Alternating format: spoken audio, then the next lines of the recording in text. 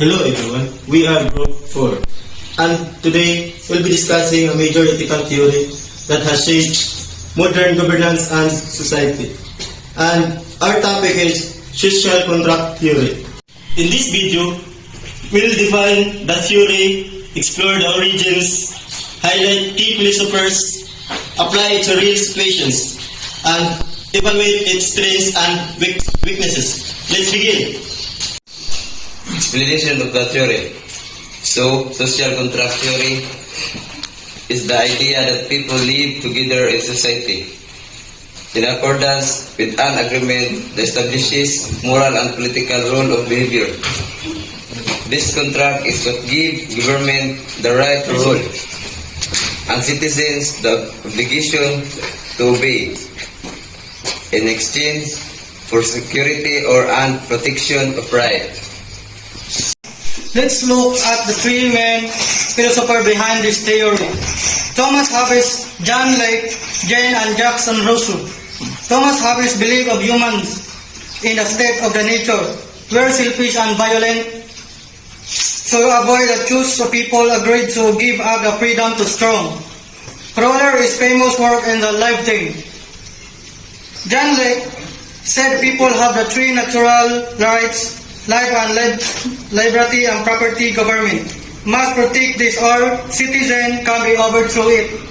Jean-Jacques Rousseau believed the people are but corrupted by society. He introduced by the idea of the general will, collective decision making for the common good.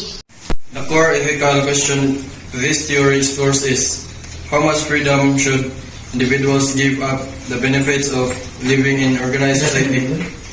The core ethical question that social contract theory explores is how much personal freedom individuals should be willing to give up in exchange for the protection, order and benefits provided by the living in an organized society.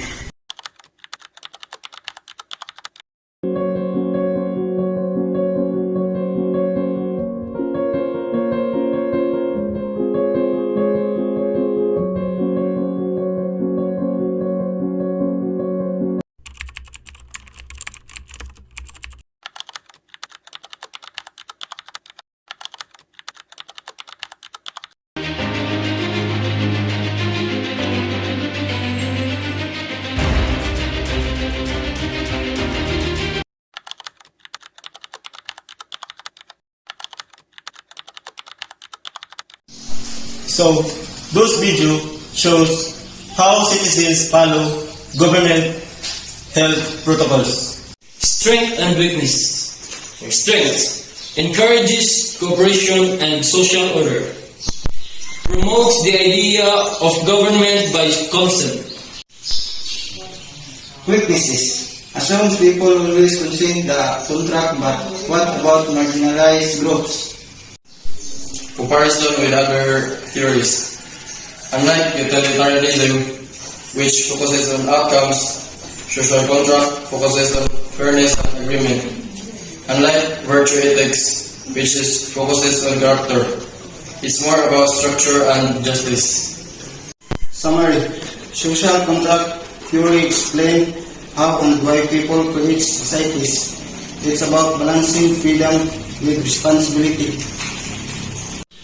So we've learned that while the theory provides a strong foundation for modern democracy, it must evolve in society to stay fair.